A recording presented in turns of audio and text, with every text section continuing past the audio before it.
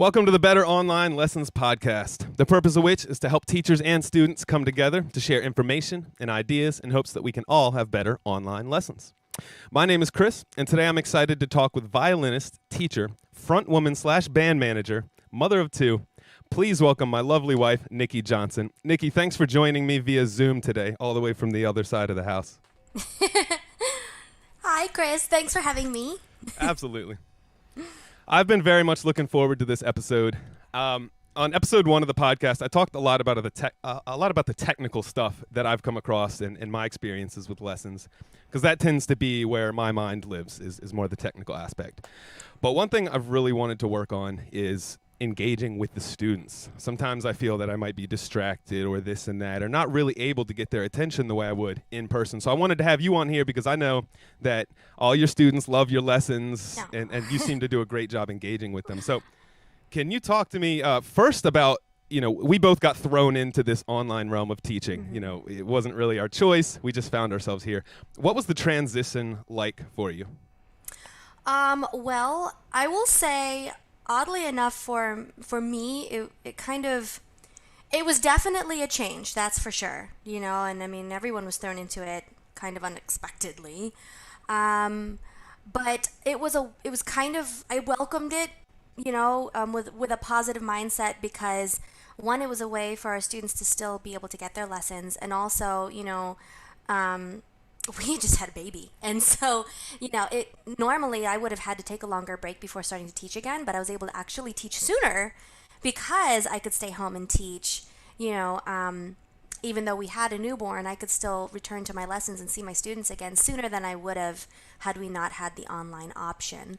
So it was kind of like, it was a definite change, and kind of like something that, kind of a learning curve that we had to do with like our tech side and everything, kind of figure out, okay, how is this going to work with music lessons, and I'm sure you talked about some of that in your tech video about, there's some challenges that music teachers have to deal with, like say with using Zoom, with not hearing our instruments very well, but having to change some settings to do that. But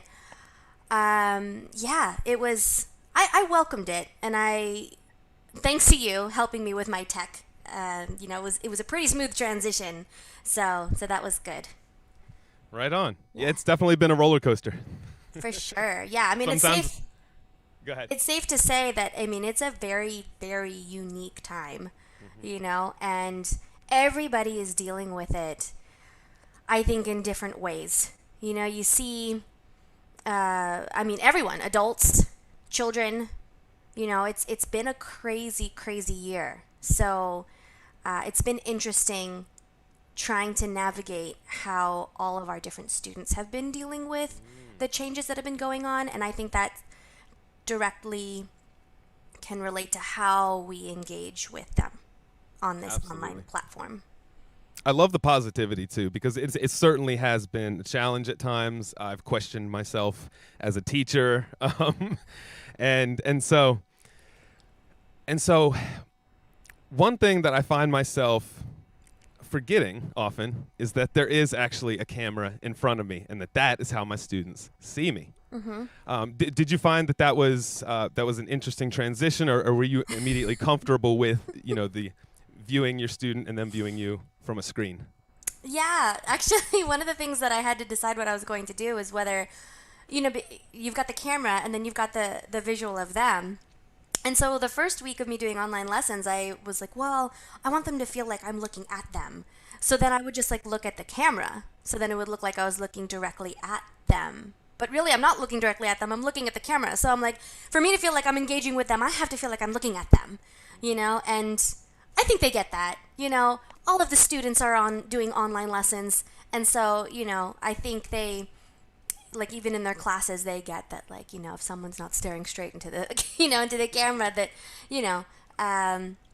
but yeah, so I decided, I was like, I have to look at the picture of my student, when I'm talking to them, because then I feel I can better engage with them that way. That's true. It's a balance. You can get that direct feedback from seeing their expressions and the things that they're conveying without words is huge. For sure. And interestingly enough, I found that the video element for a lot of my lessons is a huge element. I thought at first going in, being that we both do music lessons, that the audio would be the most important part. And in a lot of ways it is. But sometimes I find that even if I can't quite hear my students, but I can see them, I'll actually get more information from that. So I found that to be interesting. Yeah, definitely. And you can also see their demeanor and how they're feeling on that day. And that's something that I feel like I try to read at the beginning of every lesson. And that kind of gauges how I engage, or that decides how I engage with them. I thought that was a beautiful point of each individual student adapting to this situation differently. Yeah. Because that's something, I'll be honest, I hadn't even considered. Oh, yeah.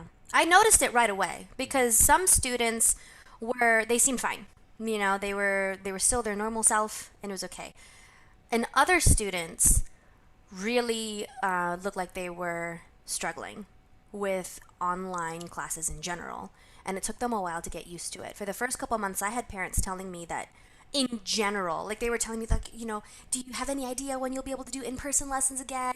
Because, my daughter's really having a hard time with the online option. And it's not just, their violin lessons. They're saying that like everything being online is a challenge. All of their classes are a challenge. And, that's understandable. The children are sitting in front of their computer screen all day, right now.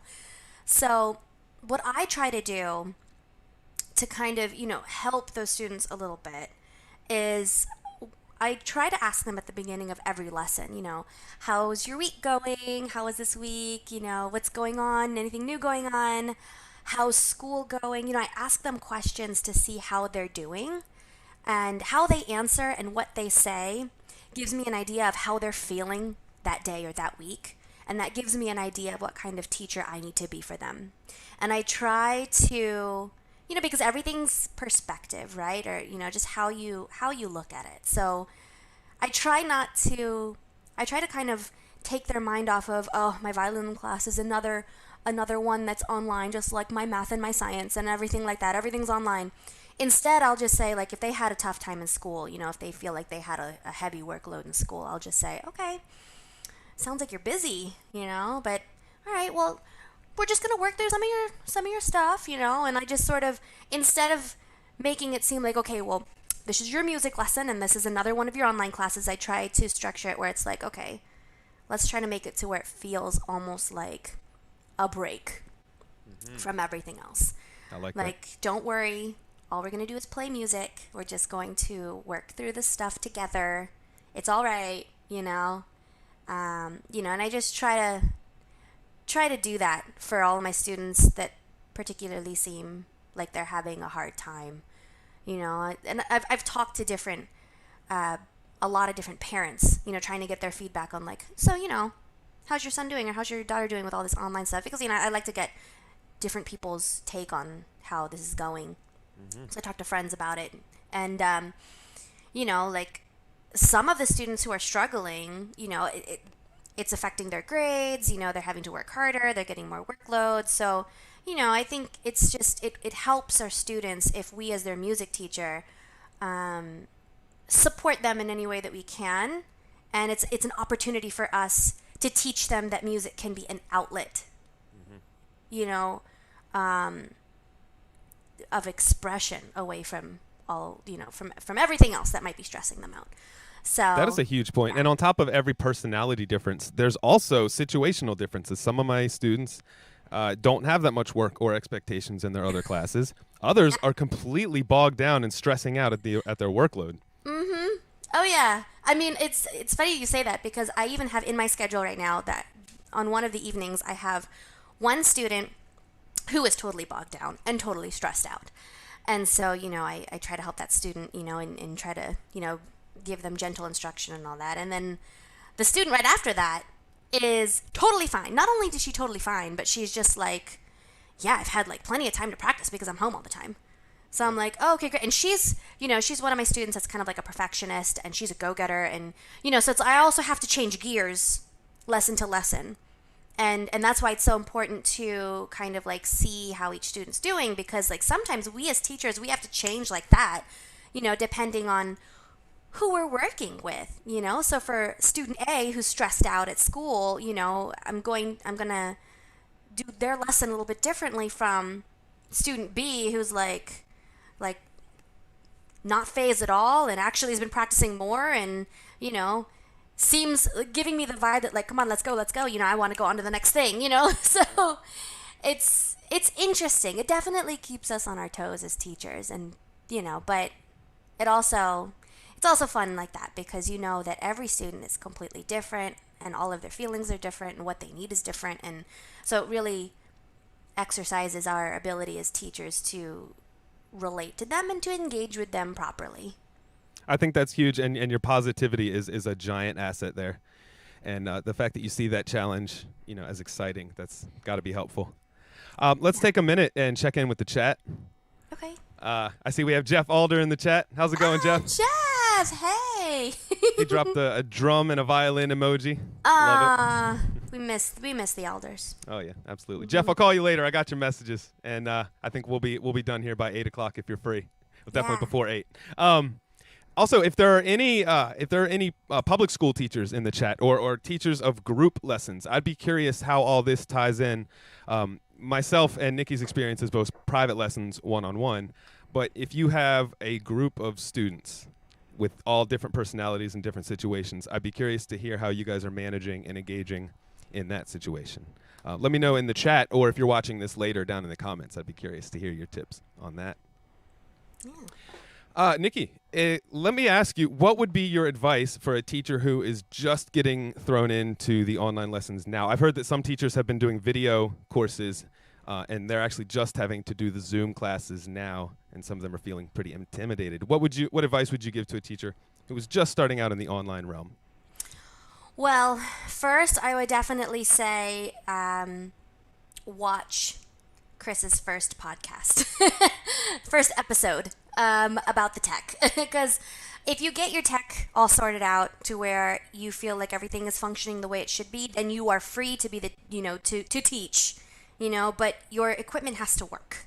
That was my biggest concern when I made the transition, because I was worried that, gosh, what if I'm in the middle of a lesson and my stuff just stops working? What then? And, I have long teaching days sometimes where I'll be teaching for like 6 hours straight with no break. And so if something stops working, and each lesson's supposed to be a complete 30 minutes, and I make sure that all of my students get their full 30 minutes.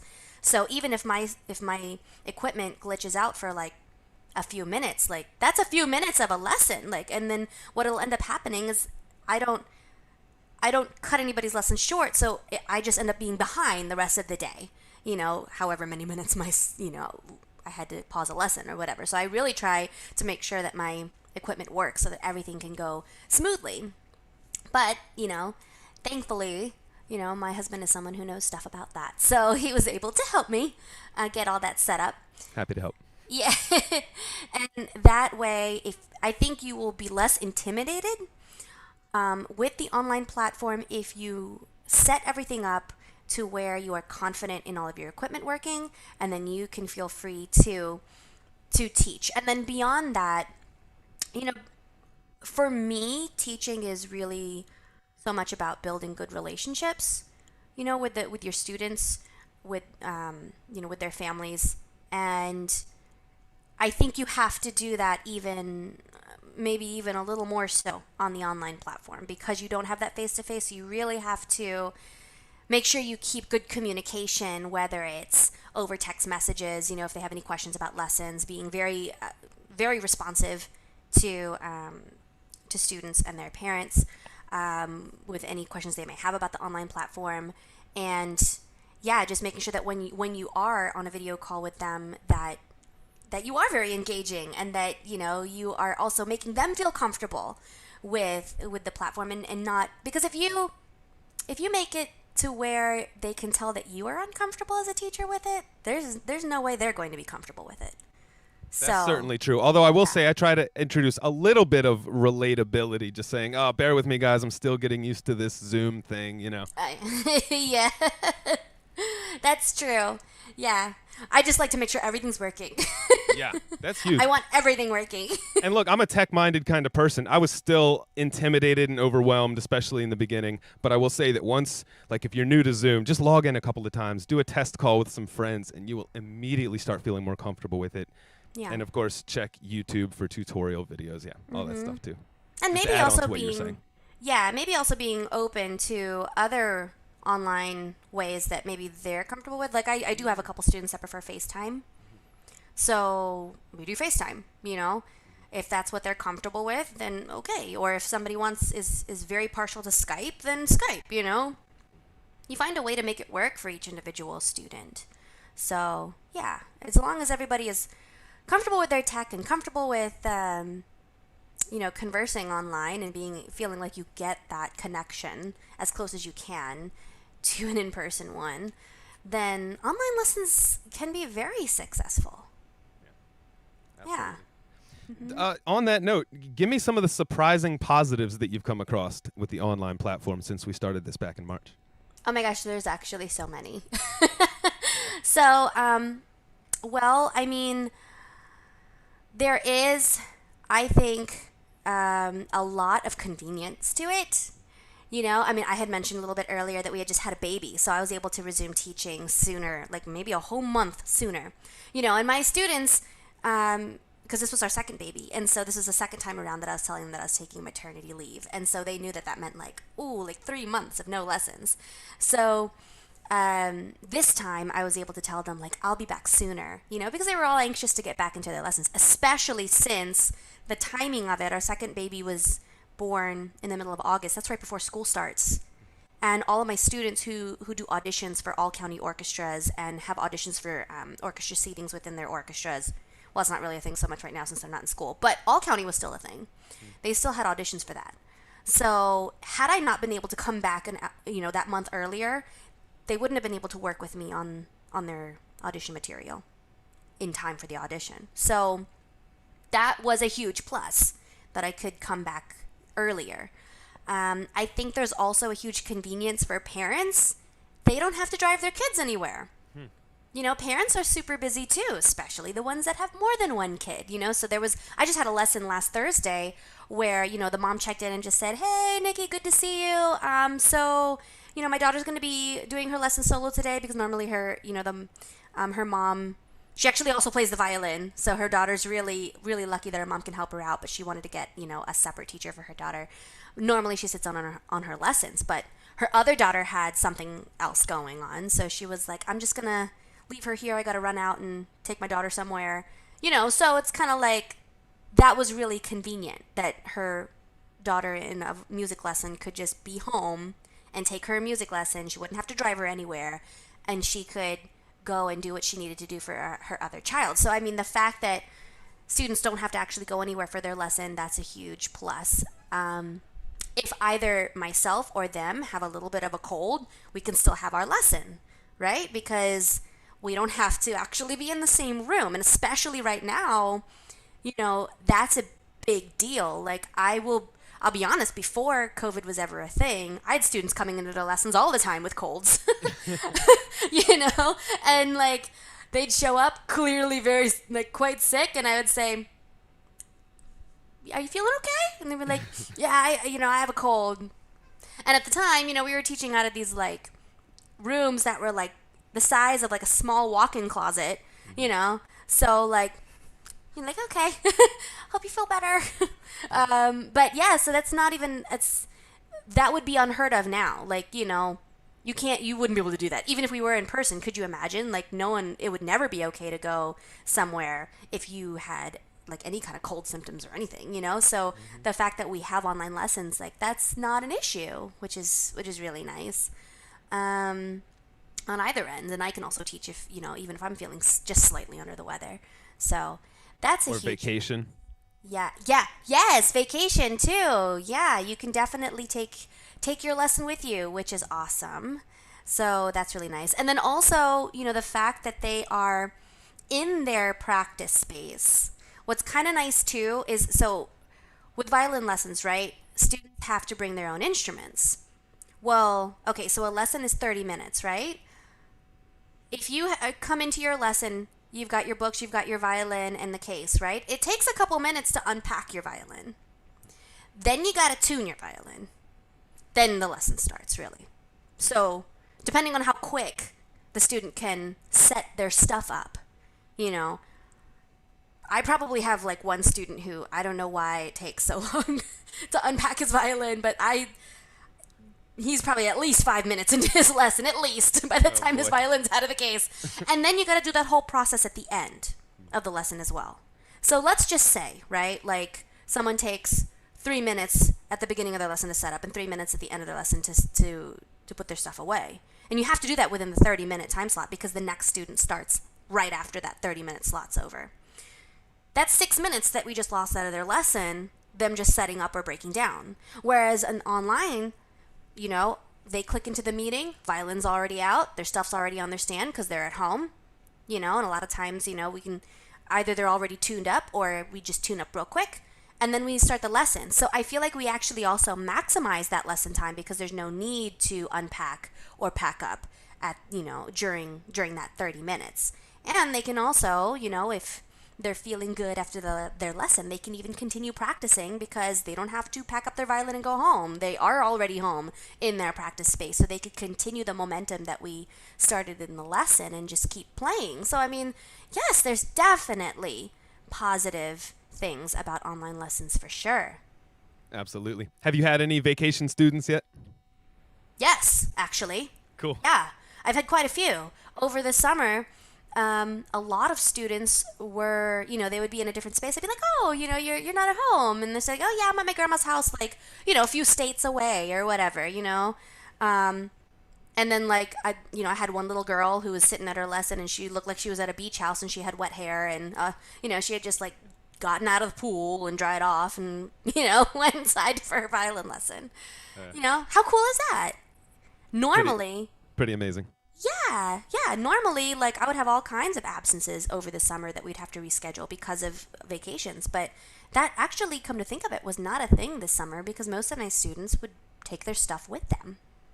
So, yeah, it makes for a lot of flexibility for sure. And also, in regards to rescheduling lessons, there's a lot of flexibility because, you know, since everyone's home, it's like... I find that it's easier for me to reschedule my lessons because I'm not in a different location every single day. You know, I'm just at home. So I can, you know, my students can find an empty spot in my schedule on any of the days that I teach if they need to reschedule. Can't beat it. Mm-hmm. Yeah. I actually really like it. Let me ask you this. What are some of the more challenging aspects of online teaching, and how have you overcome some of those? What are your strategies to get past them? That's so funny you asked that. I was going to ask you that too. Okay. Cool. But I think probably the number one challenge for me is not being able to play with my students. Mm-hmm.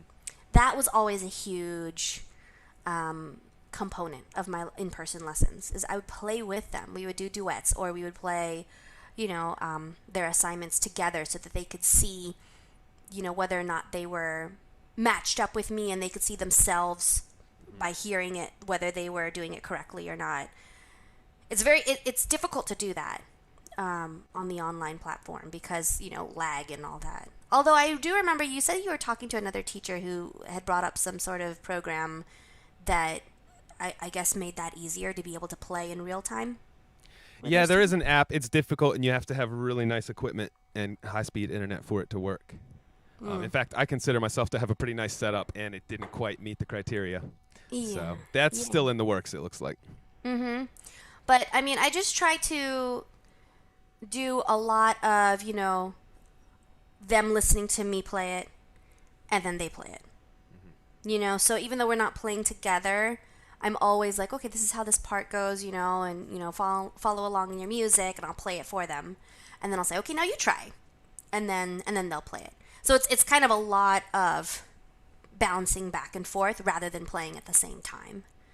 Absolutely. So. A lot of listening and repeating, call and response. Yeah. I can totally relate to that. One thing I found is, like, well, yeah, I miss duets a lot. I even recorded some duets of, you know, myself playing one part, and so the student could practice along playing the other part. and those have gone okay. It's a little tricky. You send the links, and then you got to make sure that they still have them and that they practice with them. So it adds a couple extra steps in there. One thing I found in that regard is that my students are able to play along with me. I have my ear set in, so I can hear them in here, and I also have them on a separate volume knob, which is nice. So, however you're listening to your students, if you're able to turn them down or asking them to mute themselves, they can play along with you. You just won't be able to hear how they sound. So I find myself asking the student a lot, okay, how did that feel? Or, how was that for you? Like tell me, because one thing I've also noticed is that some of my students have trouble listening to themselves, and this is something specific to music lessons, and so maybe not everybody can relate to this, or this might not be that applicable to all online teachers. But for what we're doing with music, it's a chance for us to talk about, are they listening to themselves as they play? So I try to work in those positives, even with this one big downside of not being able to actually play in real time with them. And then sometimes I'll have them run rehearsal where I'll mute my microphone and I'll say, okay, go ahead and count me in. I'm going to play along with you. And so they get to practice their count ins and stuff. So yeah, similar. That's obviously a big downside of online lessons that hopefully in the future technology will be fast enough that we can actually play in real time. But for now, just got to work around it, I guess. Yeah, actually what you were saying about them muting themselves and playing along with us, that's actually what a student of mine was telling me, that's what they do in orchestra class. Because I'm constantly asking my students, like, so, how are you guys doing, your classes in orchestra? Because I'm curious, how are they handling it in public school orchestras?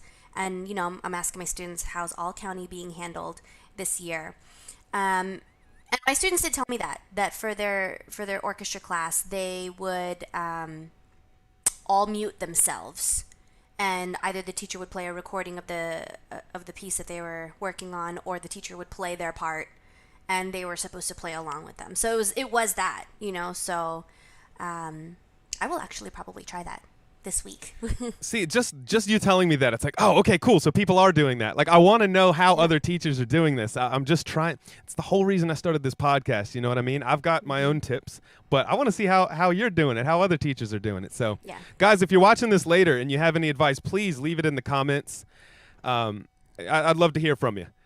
If I could call up every single one of my friends that's a teacher right now and have like a 30-minute conversation, that'd be awesome. But I'm sure y'all can relate. There's just not enough time in the world. So I was hoping that this would be a nice resource for teachers to sort of get together and compare, and students too. And also let me know what other resources you guys are using. If you've got a great like Facebook group or whatever it is, drop it in the comments. Let us know. Hook us up with that intel, please.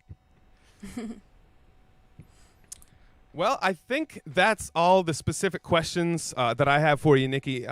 Do you have any other insight into this student engagement topic, or anything else for that matter, regarding online teaching? Well, I mean, I guess one of the other things that I've noticed that I've done with my students, because I've mentioned a lot about like my students in their schools and in their orchestras, and so I was kind of referring to more people who are in like high school, middle school, maybe late elementary, that are in their school ensembles. But it's kind of also a whole nother ballgame for the little ones, like the little ones, like the 5-year-olds, the 6-year-olds who are taking online lessons. I know that you started a 6-year-old from online, because a lot of our students are students we had before that were in-person students that have now transitioned to online this year. But you started one a couple months ago completely online.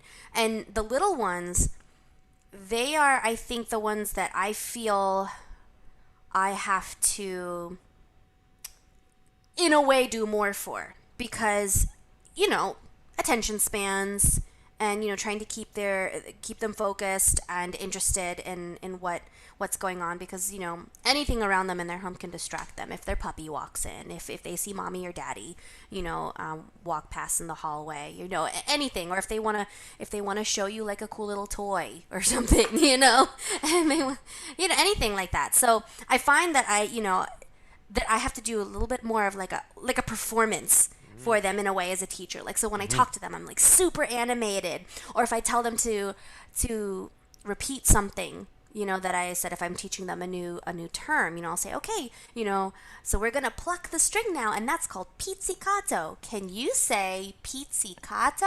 Like just trying to keep them focused. I even had I had a 6-year-old last week who was like, she laughed at me at one point because she said that I don't know, like my face looked funny at some point. I guess I had made some sort of funny expression.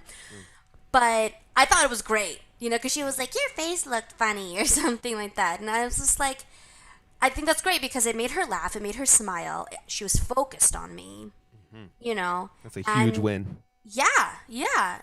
Anything that, if I can get somebody to associate, their lesson with fun, that, laughter, enjoyment, then they're going to be more likely to want to learn more and be focused and pay attention.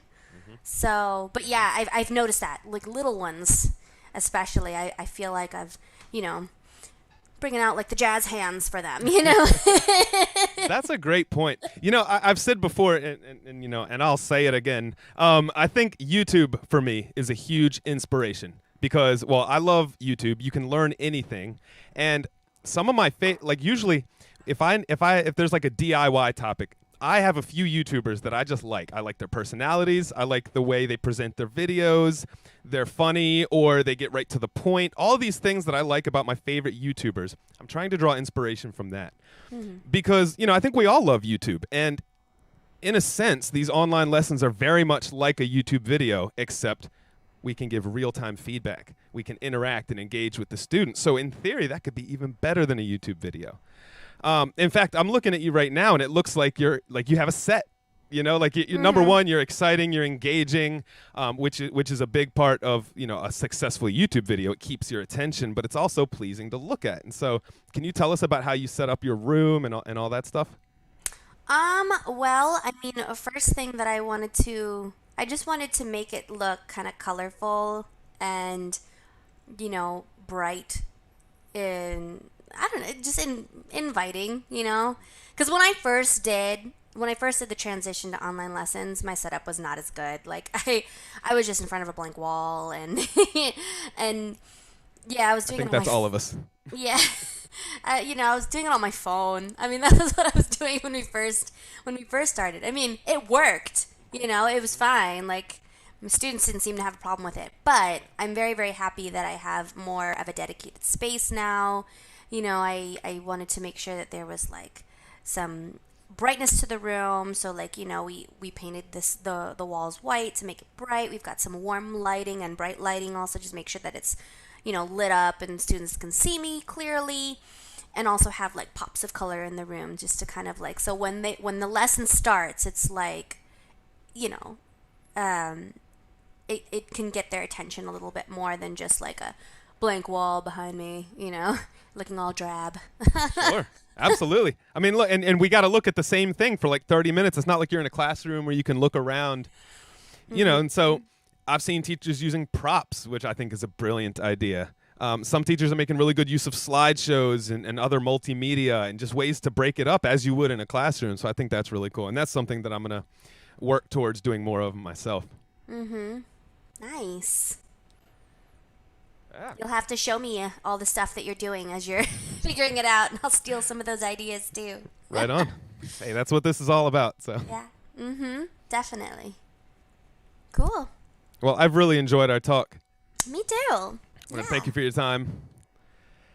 And Thanks for tell having us quickly about yourself. If if anyone's watching and they want violin lessons, how do they get a hold of you? We have your website on the screen here, of course, NikkiTheViolinist.com.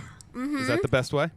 Yeah, you can contact me on there. There's a contact page. My website's a bit of a work in progress. I just started it, but it has the information that you need anyway, and a way to contact me. You can also find me on Facebook too, personally. I've had people message me on Facebook about lessons too. You can find me under Nikki Johnson.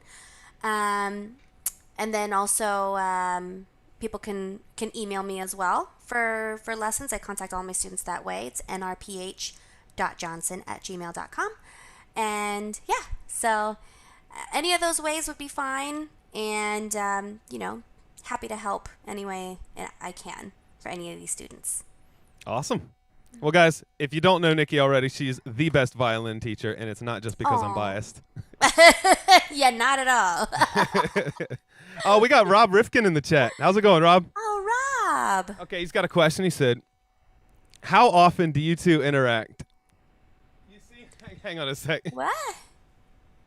Oh, he's joking. You guys seem like you have some type of chemistry or history or something. Rob, guys, if you don't know Rob is the manager of the Music and Arts in Hanover. Absolutely awesome guy, and he can help you out with whatever you need if you have music materials that you need to get a hold of. Yes. Rob is your guy. He is our go-to guy for anything that we need for anything music related. He is great. Yep. Mm-hmm. Fantastic people. Yes. All right. Well, I can't thank you enough, Nikki. Do you have anything else that you'd like to tell us before we get out of here? You know, if you're watching, if you're a student or you're a teacher, you know, I just want to say, you know, best of luck in what you're doing with your online lessons, your classes, and all that. You know, we're all in this together, and hopefully things do get back to normal, you know, soon. But even when they do, I'm hoping that we can still treat this time that we've learned so much about online lessons to be able to still continue to use it in some capacity, even in the future, even when things get back to normal. So everything we can learn from each other is just you know, the more info, the better. That's it. And I know at the end of the day, your lessons are always about the student and how you can best serve the student. And I think that's just the way to do it, because that's what matters the most, obviously. Exactly. All right. Well, this has been a very insightful talk. Guys, next week, I'm going to be back here same time, 7 o'clock. I'm going to be talking about some of my favorite Zoom settings and features, including hotkeys and all of that fun stuff. So if you're not using hotkeys, you totally should be. So join me back here next week, and we'll talk about some of that. Anyway, thanks again, Nikki. Thanks for everyone for watching. Hope you have a great week, and I'll see you next time. Bye. Bye.